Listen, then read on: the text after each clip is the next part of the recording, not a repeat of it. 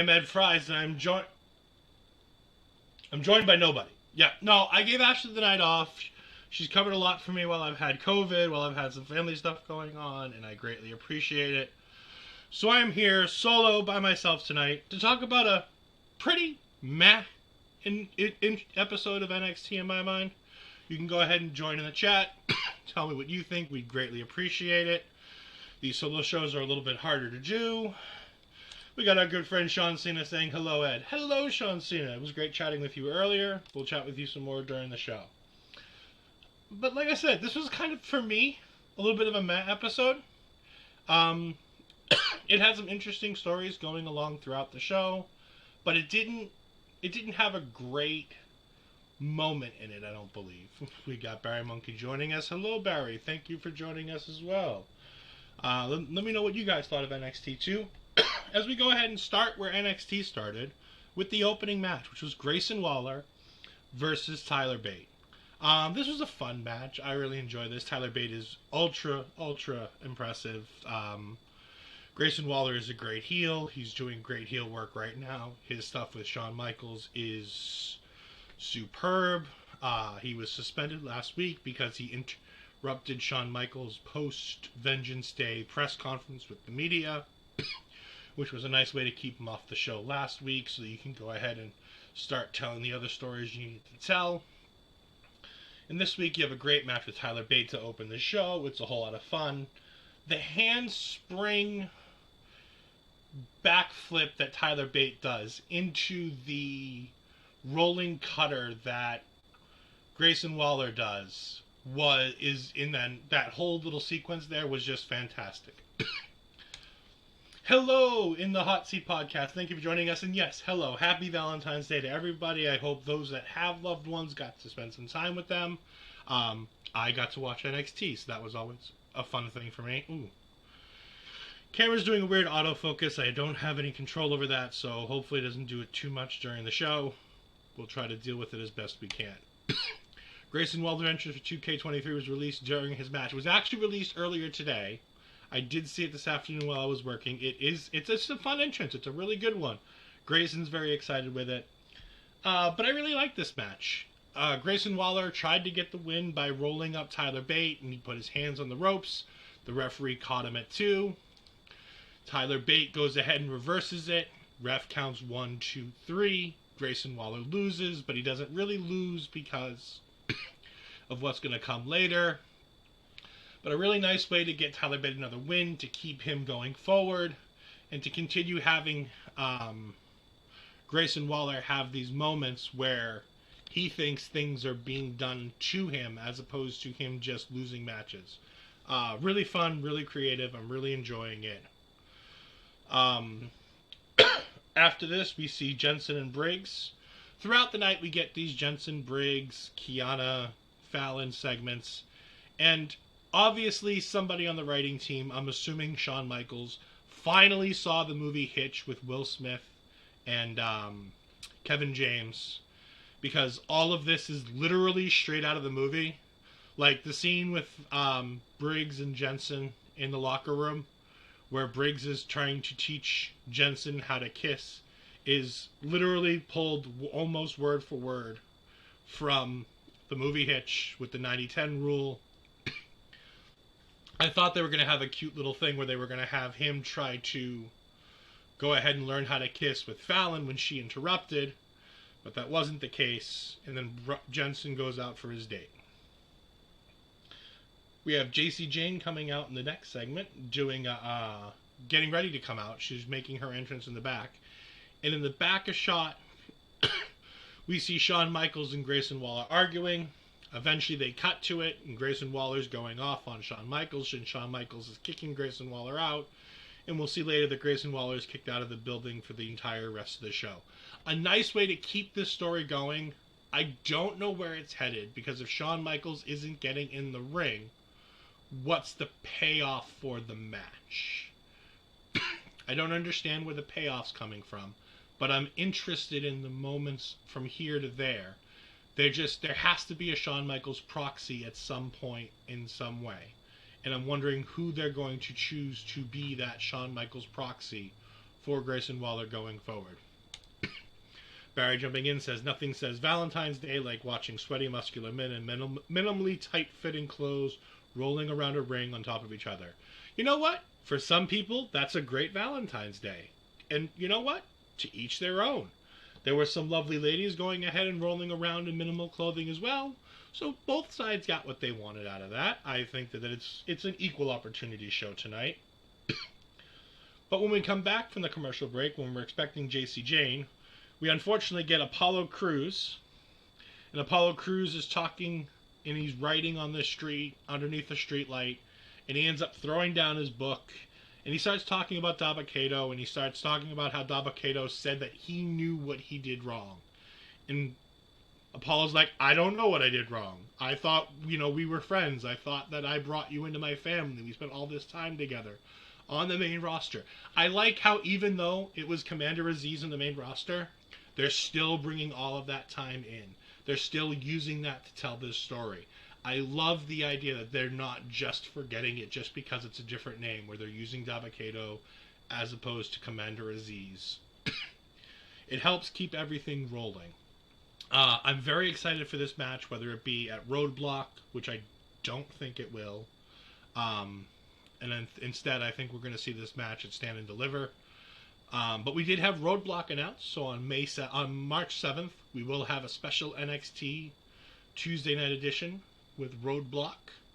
We're going to see a variety of matches. So that'll be fun. Barry, yes. He lost his military title because of Apollo. Damn it. Not only did he lose his title of Commander Aziz, he lost the Aziz entirely and became Dabba-Kato again. The same guy who was fighting in Raw Underground. WWE is a weird place where names, much like Whose Line Is It Anyways, the names are made up and the names don't matter anyways.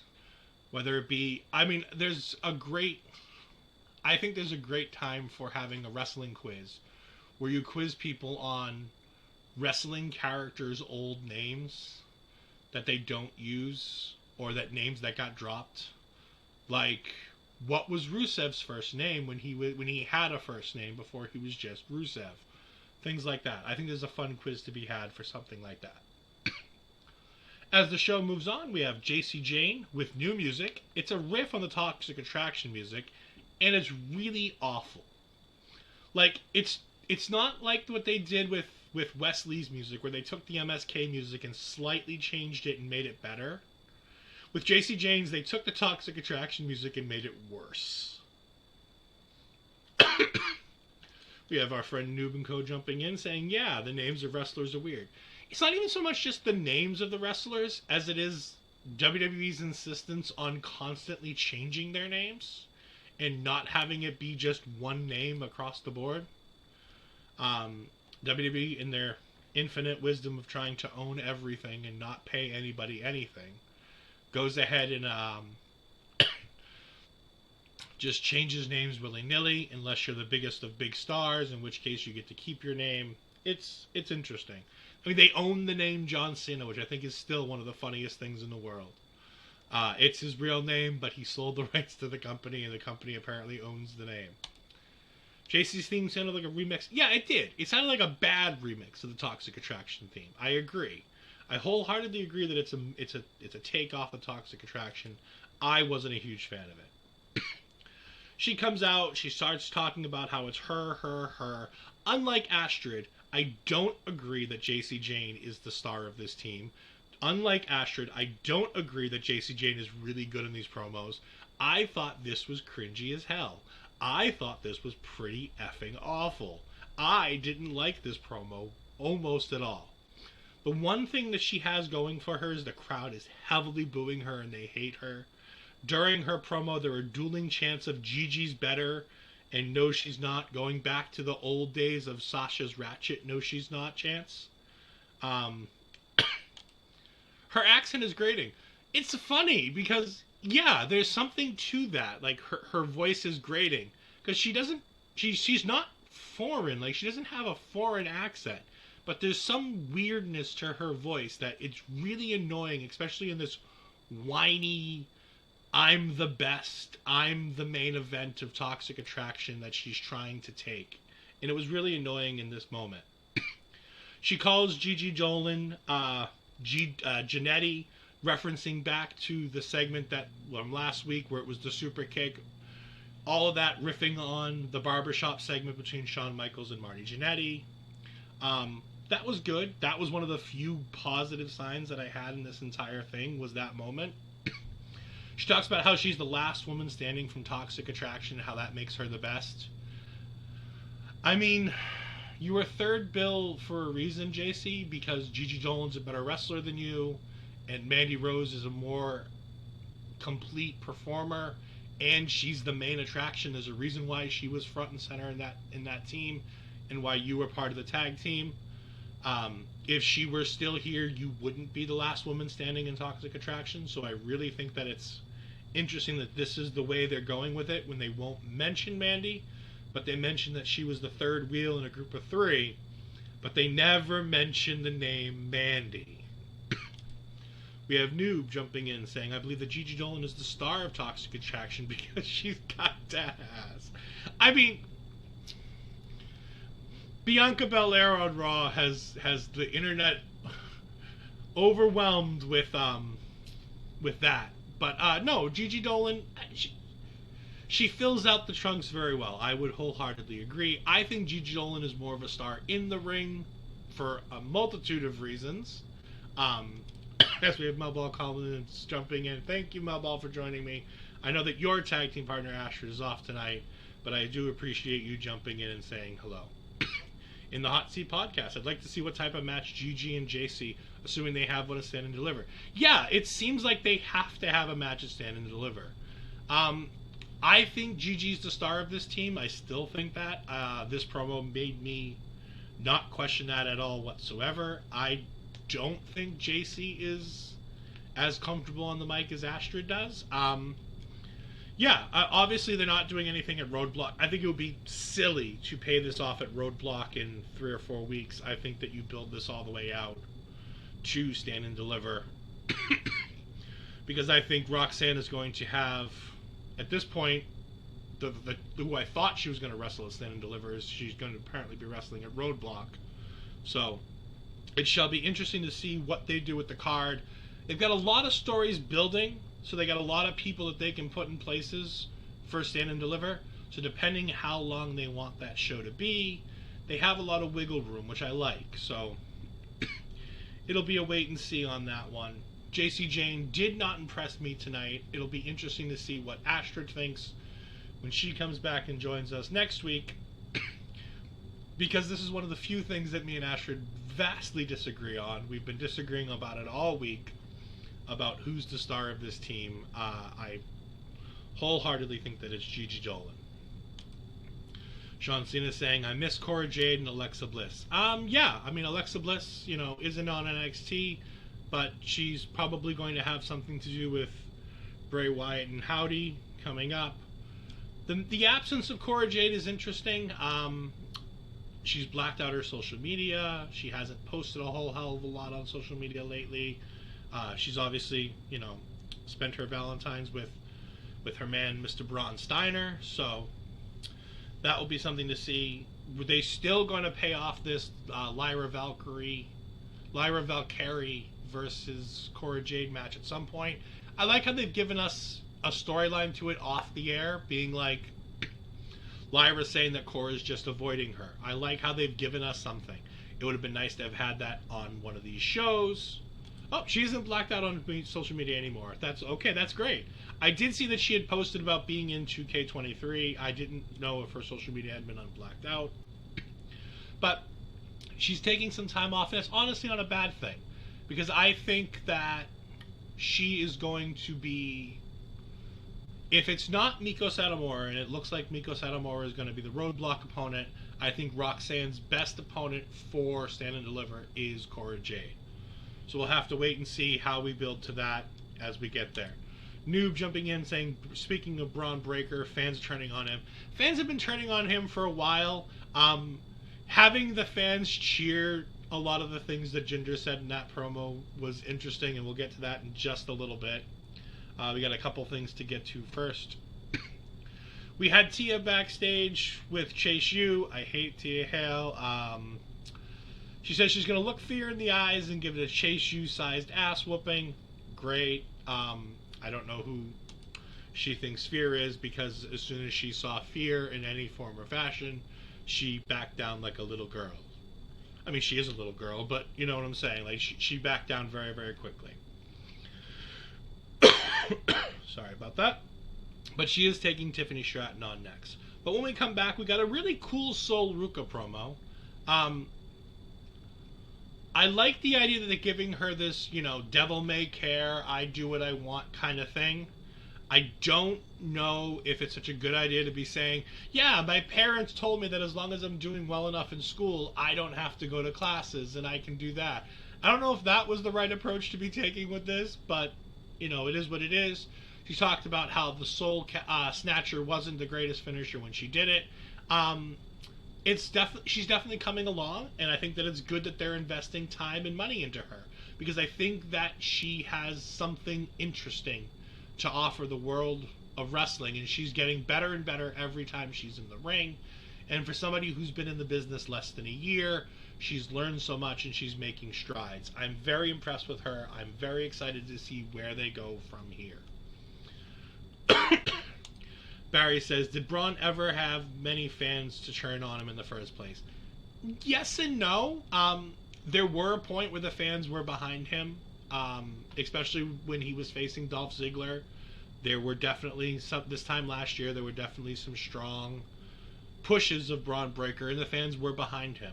But at this point, we're nearing, as Jinder will say later on, we're nearing a year. But we'll get to the Braun Breaker stuff when we get there. Tia Hale got PTSD from last week. She did. Being kidnapped will do that to you. I think if you're kidnapped by the schism, it's only a good thing. 4 roots, 1 tree. I'm just saying. The schism isn't wrong. 4 roots, 1 tree. We then had Tiffany versus Tia Hale, and this was a really well-told story where they're continuing to tell both of these stories. They're having a match between Tiffany and Tia, and it's a decent match, to be honest. Tia Hale's doing a lot of good things in this match. She's taking control, and every time she gets into control and she gets on the roll, all of a sudden she sees a member of the schism in the audience. First, she sees Rip and Jagger in the crowd. Then the second time, she sees Gacy up in the Eagle's Nest. And last but not least, Ava Raine in the crowd, and Ava takes off the mask and stares her down. I'm assuming at Roadblock we're going to get Tia Hale versus Ava Raine in Ava Raine's first wrestling match in NXT, which will be exciting to see. I'm excited to see what kind of talent she has, because that's the one thing we haven't seen from Ava Raine is what kind of actual in-ring wrestling talent she has. Because I don't think she's actually had a proper match. Either way, Tiffany Stratton is just getting better and better. Tia Hale is improving week over week. I still don't like the character. I still find her annoying as can be. But Tiffany Stratton is the star of this match. Well, no, Tia Hale is the star of this match in the storytelling aspect. But in the ring sense, Tiffany Stratton was, as Barry says, has some really impressive moves. Bit between them need work. Yeah, again, she's a gymnast. She's been in the business, only a little while. Her in-between bits, between moves, needs some work. But at least she's got the flashy stuff down. And she's not bad on the fundamentals. I just think she needs more seasoning and some more top talent to work with to really teach her. And that's where I think NXT's women's division lacks, is they don't have any of this top-tier veteran women's leadership in that division right now behind Alba Fire. I think behind Alba Fire from Meiko Satomura, if she's there, beyond that, there's really not a ton of long-term, really tried and tested talent. And I think that's something that NXT needs to influx, because they've got all these great young talents who are doing a fantastic job and they're telling great stories with. But they're lacking a little bit there, and I think that's interesting. Sean Cena says, fun fact, Tiffany was trained by Mr. Kennedy, or as most of us know, Mr. Anderson. Mr. Anderson was also the name of Neo in the Matrix movies, one of my favorite movie series of all time. The first two are really good. The third is the third. Speaking of the schism in this match, we have the schism and Bray Wyatt are good at that and causing PTSD. Yeah, the schism are great for being able to cause paranoia and whatnot. The schism are just really misunderstood people. You know, Ava's just trying to teach Tia Hale some good manners and good things. She wasn't kidnapping her. She was just, you know, taking her in with the schism, and Tia Hale didn't like it because she couldn't leave and on her own and things like that. Lacey Evans would come to help. Coming to NXT for a bit would help Lacey and NXT, I think. Yeah, Lacey would be good. Lacey's hard to like because she's just a terrible person. But yeah, I think she has some of that. Honestly, I would bring down post-Mania, if you have the opportunity, Victor Taylor Perry, when he was on our post-show at Vengeance Day, suggested Becky Lynch. I think bringing down Bayley for a longer period of time wouldn't hurt. Somebody like Alexa Bliss wouldn't hurt for a longer period of time. Bringing down Natalya full-time, I think, is the best option. I think having somebody like Natalya or somebody like Tamina, as much as we rag on there's nobody meaner than Tamina, having people like that who are just tried and true veterans of the ring and can have good matches with almost anybody, those are the kinds of people that NXT need right now to really get this women's division to the next level. They have that talent in the coaching staff, but they need it down in the ring so that these girls can really get that next level of in-ring work in a match going. We move on, and Javier Bernal, or Big Body Javi, is backstage with the Diamond Mine girls of Tatum Paxley and Ivy Nile, and Javi wants Tatum Paxley to be his Javi-tine. Now, I think this is funny because I would normally have Astrid help me with this to make sure, but I believe Javier Bernal is actually dating Tatum Paxley in real life, so that's why I found this funny, where she says that she's taken and she can't be his Javi-tine. So he instantly turns this around and tries to ask Ivy Nile to be his Javi-tine, and she says yes. But the only reason why she said yes was to go ahead and put her in her submission hold. And as soon as she has him in the submission hold, we start hearing through a speaker somewhere in the room. We hear Isla Dawn taunting the members of Diamond Mine.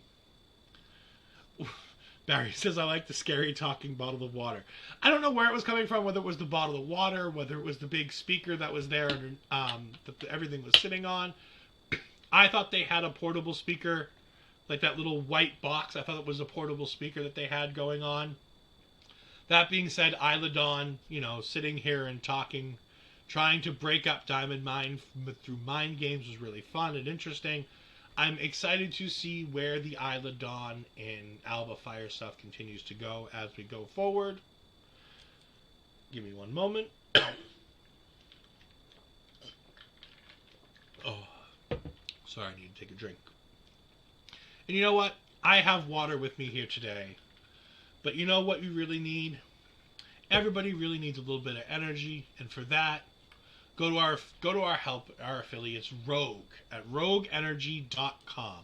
And if you go to rogueenergy.com and use our promo code OLEPODS, you'll get 10% off your order. Today's Valentine's Day. Go ahead and order that Rogue Energy for yourself or for the person that you care about to make sure that they have the energy to last all night long. So go ahead and go to rogueenergy.com and use the promo code OLEPODS to get 10% off your order. And if you want to see a few of the different types of tubs that they got, I'm going to play a short video while I go ahead and take a minute. So we'll be right back.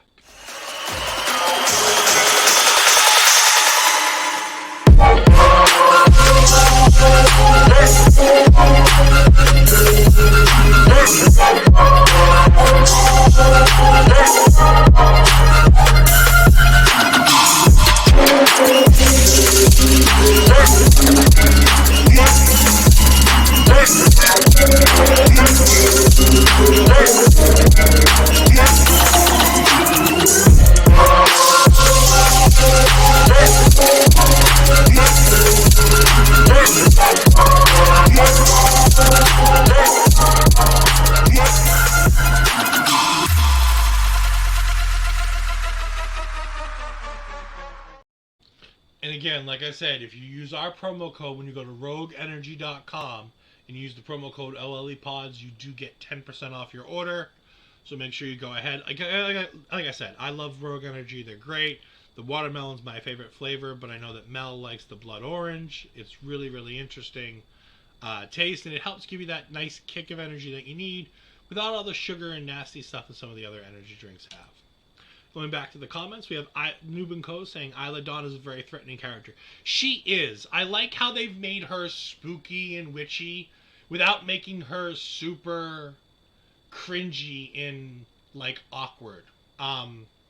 Barry will know this because he watches Impact, but, you know, my co-host Astrid, I've been helping out with some of her Impact shows lately, and I've gotten to see Taylor Wilde. That's the difference between a spooky witch character that we have going on. We have Isla Dawn on NXT, who is believable in this witch persona, being threatening and being a good, strong character, as Barry Monkey says, replying to Noob. But at the same time, on Impact, we have Taylor Wilde, who's in the middle of a tag team match, reading tarot cards at ringside to try to figure out how to help her team or not help her team. Moving on, we next have another one of Astrid's favorites. Astrid really is going to be upset that she missed the show. She missed Tyler Bate in the opening match. Now she's missing Axiom, one of her other favorites in this match. She's really going to be disappointed. Axiom versus Damon Kemp was announced to be coming up next. This was a nice, good match. It wasn't super impressive by anything. There was only a couple really good spots that I want to talk about. And mostly it's that electric chair suplex that Damon Kemp does. Really fantastic, where he puts him on the shoulders and then all of a sudden he tosses him up and does the bridging German. Just absolutely fantastic. Great suplex. Only gets a 2 in this match. And then surprisingly, out of seemingly nowhere, Axiom goes ahead and hits the golden ratio for the win. That was really impressive. I was surprised to see Axiom get the win there, but it's nice to see Axiom moving forward. Hopefully we can see Axiom in the North American title picture going forward, because that will be something fun to see coming up probably after Stand and Deliver, because I think we have to pay off all of this stuff with Dijak and Wes Lee and Tony D'Angelo and Stax coming up at some point in the near future. We then get a date update from Brooks Jensen via his social media, where he says that they went out to a nice dinner. It looked like they went out to like some kind of a diner. It looked nice. And they're off to go home. He's going to bring her home, and hopefully he's going to bring in that first kiss of his. Because he told Briggs earlier that he's never even been on base, because Briggs thought he was all upset that he couldn't get the home run. And lo and behold, Jensen was like, no, I've never even been on base. And speaking of her, and she shall appear as if she's Joe Hendry, we have Astrid in the chat saying, hey, tag partner. Hello, Astrid. If you could do me a favor and look up, honestly, I forget what I was going to have you look up. It's fine. It doesn't matter. Just have a good night and enjoy your night off. This was, again, the end of the first hour, and I thought this was a strong first hour, in my opinion. And I know that I said that I thought the show was weak, and I agree, it was a little weak.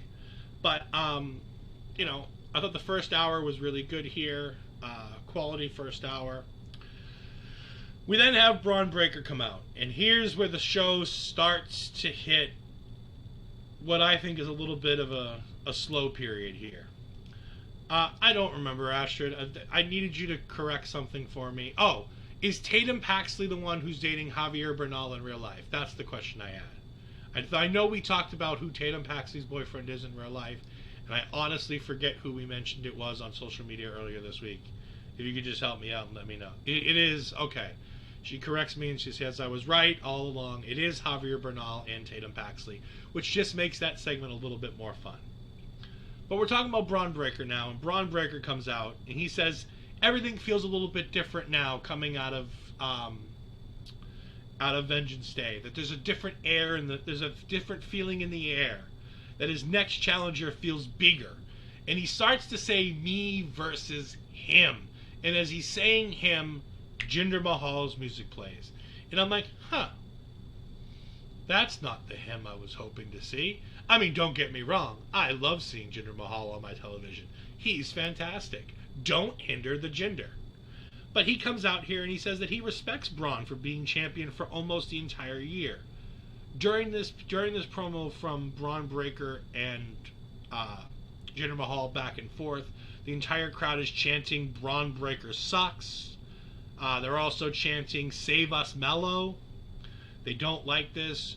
Jinder Mahal ends up challenging Braun Breaker for a championship match next week because he thinks that Braun Breaker is starting to slow down and that the pressure of being champion and the length of his championship reign is starting to drain Braun Breaker and that this is the time for him to make his move.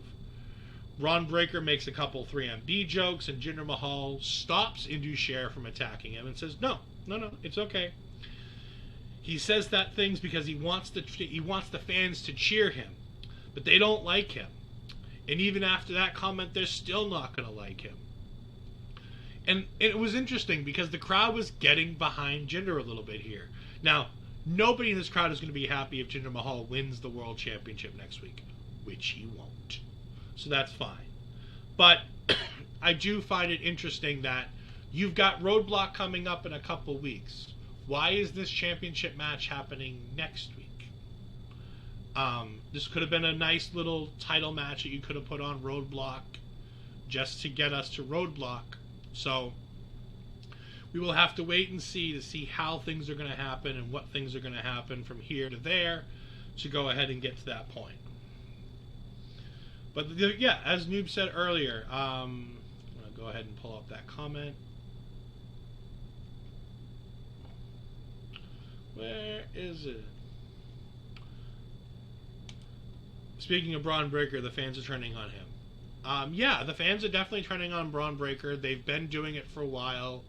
I think it would have been a smart idea to take the title off of him and put it on Grayson. I think Grayson versus Mello would have been a much better match for Stand and Deliver. I think there's more mileage out of that in the promos and in the build. But we are where we are, and NXT has chosen Braun Breaker versus Mello. Hopefully this all ends with Carmelo Hayes winning the World Championship, the NXT World title, and making that the new A Championship coming out of Stand and Deliver. Backstage, we have Meiko Satomura and Roxanne getting ready, and Casey Sweard comes in and apologizes for their actions last week. They want to apologize because now they know they have to face Meiko, and they want to feel like they're baby faces again. And Roxanne says, to them, oh, are you trying to get out of the match? And they're like, no, we want to have the match. We just wanted to come and apologize. And I'm like, sure, whatever. Roxanne then says thank you to Meiko for accepting her offer to be her tag team partner in this one. And Meiko says something, and it got me thinking, where Meiko says she said yes because she has her reasons. And I instantly thought, could we be getting Roxanne versus Meiko at Stand and Deliver? Because how great would it be for Roxanne's big title match on WrestleMania weekend to be a nice big title match against Meiko Satomura? I thought that would have been the ideal scenario. It looks like it's going to be happening at Roadblock. So unfortunately, we're just going to have to wait and see. Wesley starts walking to the ring for his North American Championship Open Challenge. But as he's walking to the ring, we see Dijak behind him, and then to the other side, we see Tony D and Stax walking behind him, as everybody's kind of getting in place to go ahead and answer this open challenge. But when we come back, we don't get that. We've got Indy Hartwell backstage. She's running down Toxic Attraction. More importantly, she's running down JC Jane, where she goes ahead and challenges JC Jane to a match.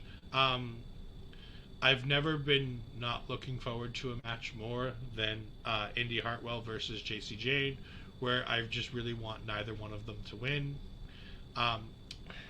Indy Hartwell doesn't feel like she belongs in NXT anymore. She's not veteran enough to be that veteran presence that I think NXT needs.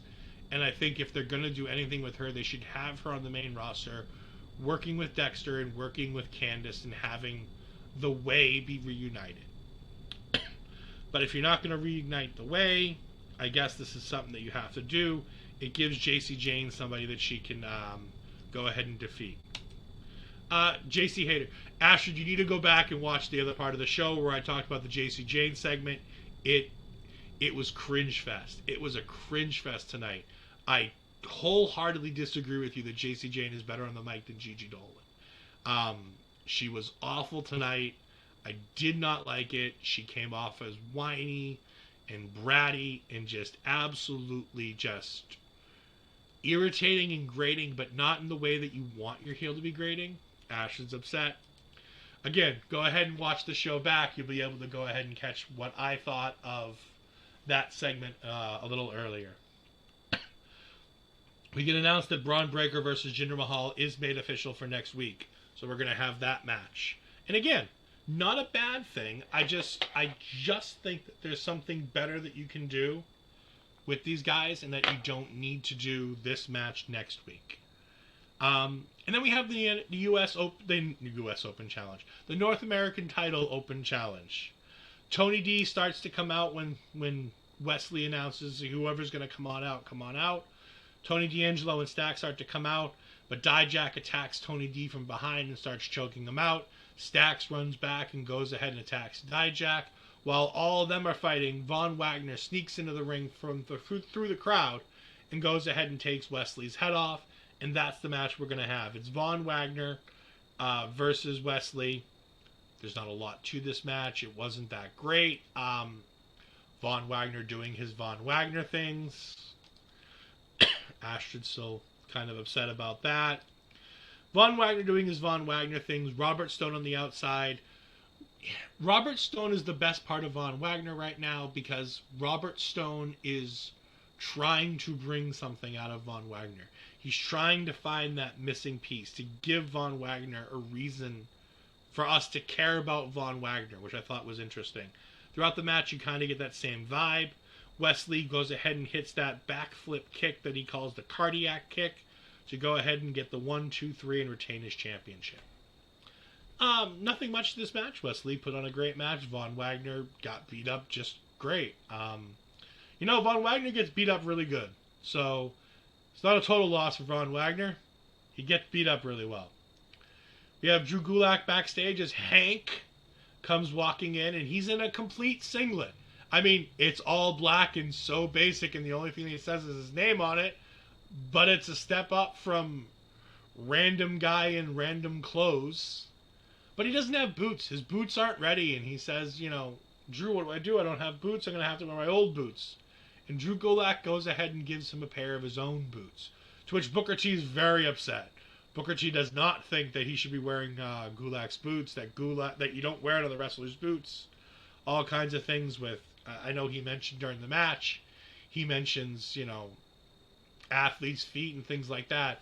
I mean, honestly, dude, like Booker, you're going to wear shoes and socks, and the socks are going to protect your feet from the athlete's feet and everything else that might be in the shoe. It's not that big a deal. We have Barry jumping in and saying, Von Wagner needs a mask and to be announced from parts unknown and just be an old school monster with a manager. I wouldn't be opposed to something like that. Making him an old school heel, making him this just big monster, I wouldn't necessarily be opposed to that. I think the industry has changed where guys like that don't get over anymore. But I don't hate the idea. It's an idea. It's a change. Something needs to change with Von Wagner, and we'll get to more of that in just a little bit. When we come back, we do find out that Tuesday, as I said, Tuesday, March 7th is going to be a special Tuesday night edition, and it's going to be NXT Roadblock. We then come back to Hank versus Dempsey. This is a quick match where Hank starts to really quickly almost get a submission in. He has it. Charlie Dempsey's almost at the ropes. He goes ahead and pulls him back in the center. He gets a submission on again. He gets almost to the ropes. He pulls him back in the center. But this time Dempsey fights it off. He goes ahead and locks in his own submission. He beats down on Hank for a little bit and then puts the submission back on fully. And he gets the win. Post-match, Drew Gulak tries to get in the ring. Charlie Dempsey puts the submission hold back on Hank. And Gulak just goes back outside and just watches. At some point, Gulak goes ahead and gets on the apron, and Charlie Dempsey gets up, and he has a face-off with Drew Gulak. And as he's leaving, Gulak joins him. Gulak has turned his back on Hank. Finally. I mean, why would you be with Hank when you can be with Charlie Dempsey? I mean, Charlie Dempsey's not much of a character, but you know what? At least he's got something going for him. He's better than just being Hank. It was an okay match. It's more for the story. We're obviously going to be at Roadblock. I'm assuming we're going to be getting Hank versus Gulak, where Hank gets the big win and everything goes party. I don't know. That seems to be where we're headed. We'll have to wait and see. But it was a nice continuation of a story. Again, NXT doing a great job of telling multiple stories and just not making everything about a championship. It's about little things, like Hank just trying to get respect. That was nice. We have Barry jumping in saying Dempsey looks like an Alan Partridge with a perm. No idea if you know any comedy character, Alan. I've heard of Alan Partridge before. I can see it. Dempsey looks very stereotypical of an old school, whether it be a Canadian or a British for the most part, but an old school, I hate to use this term, but it's the term the wrestling world will use. He's a hooker kind of guy. He's a wrestler who's very technical, who doesn't have a personality. He just wrestles really good. And it's all about ground and technicians and submissions and making you hurt. But he does look a little funny. I agree. He's definitely funny looking. His voice doesn't help him in that respect. It is what it is. We get Von Wagner being pissed off that he lost the match. And we have Robert Stone saying, the problem you have, Von, is you have no connection to me. I can't help you if you don't have a connection to me. You don't have a connection to the WWE Universe, so they can't help you. If you can't connect to us, how can we help you? You need to help me help you. And again, he continues with that help me help you line.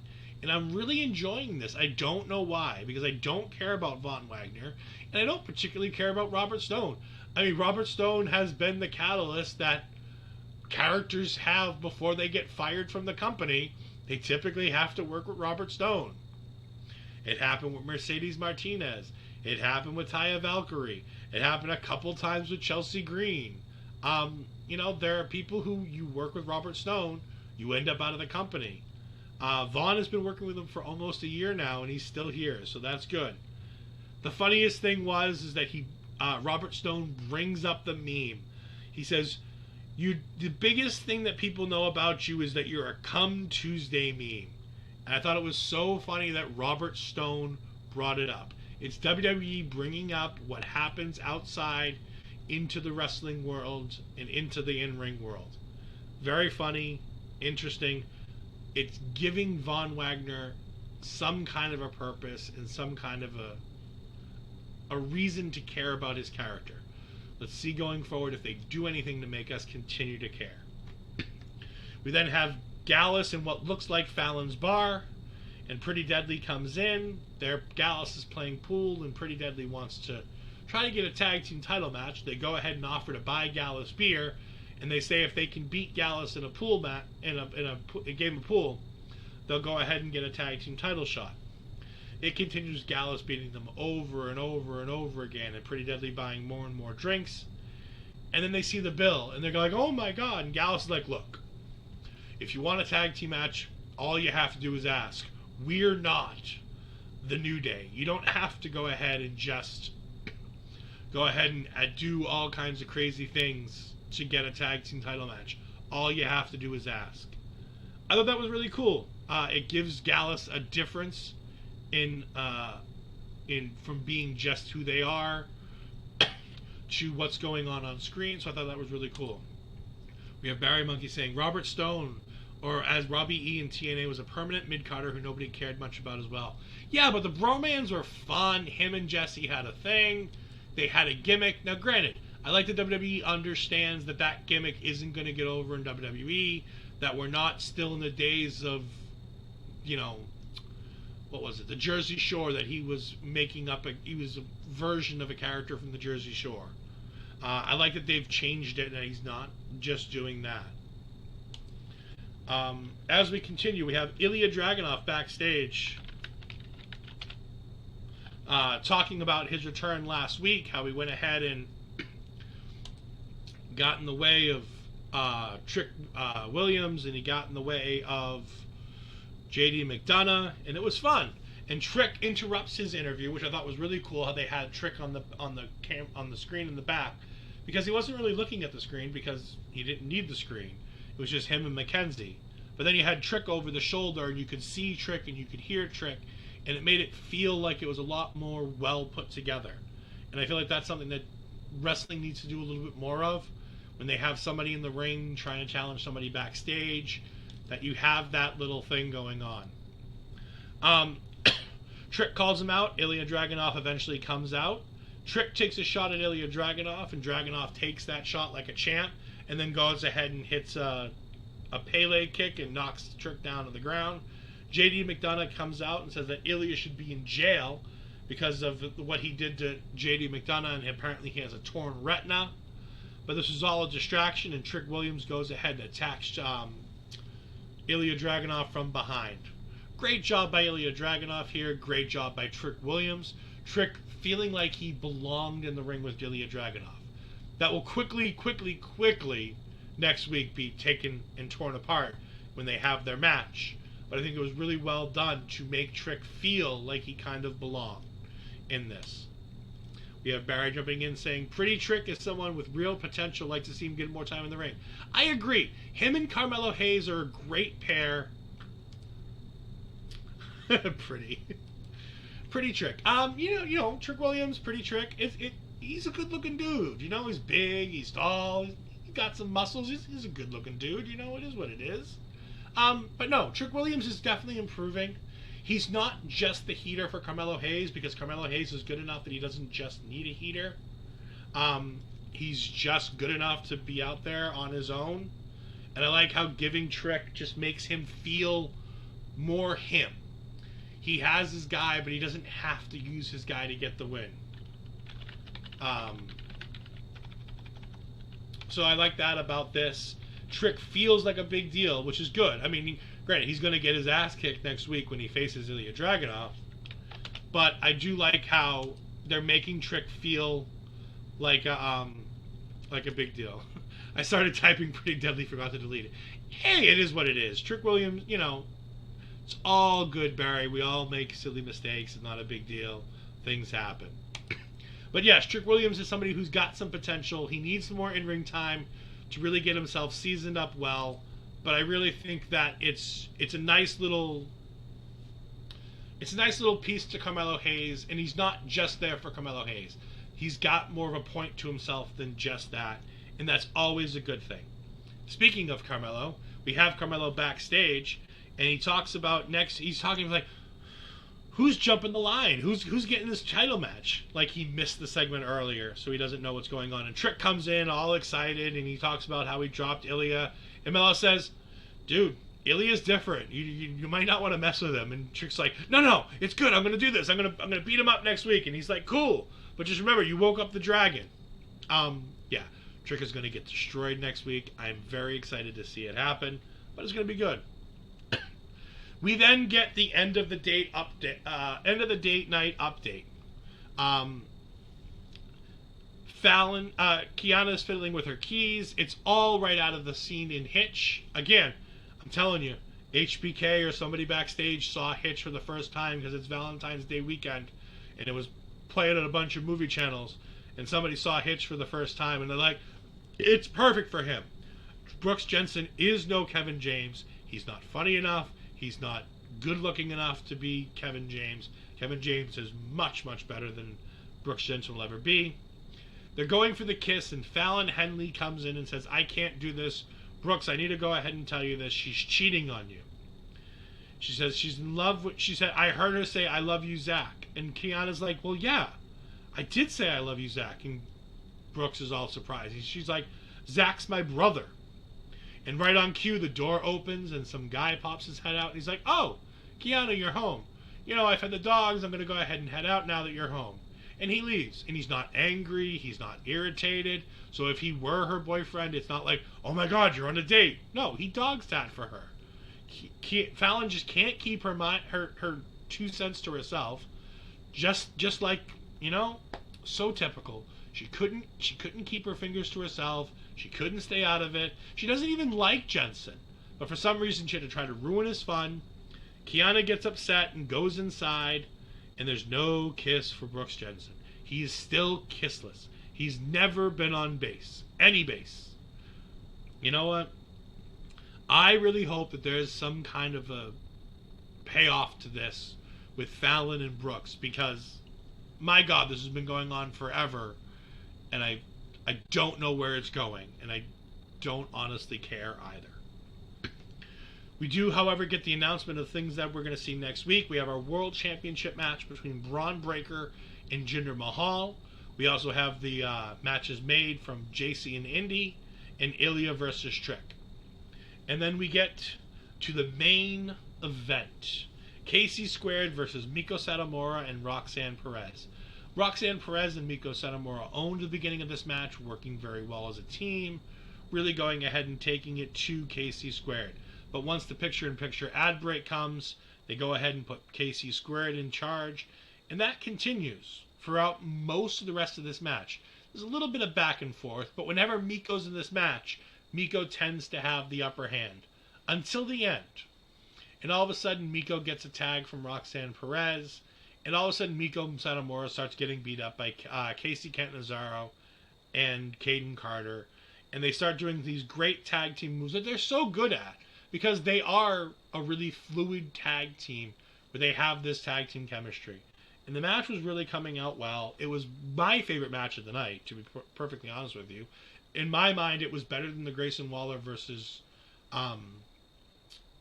Tyler Bate match that opened the show. I really enjoyed this.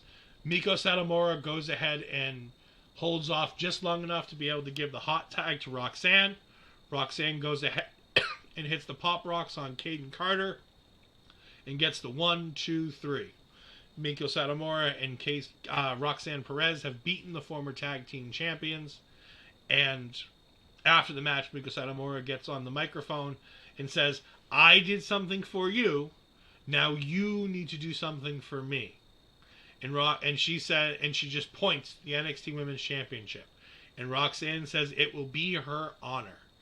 And then they say that Meiko Satomura is Roxanne's roadblock on her way to Los Angeles, which makes me unfortunately think that this match is going to take place at Roadblock, where I really think it would be better to build this long term and build this match with will they, won't they get along kind of stuff, or turn Satomura heel and build this all the way out to Stand and Deliver in LA.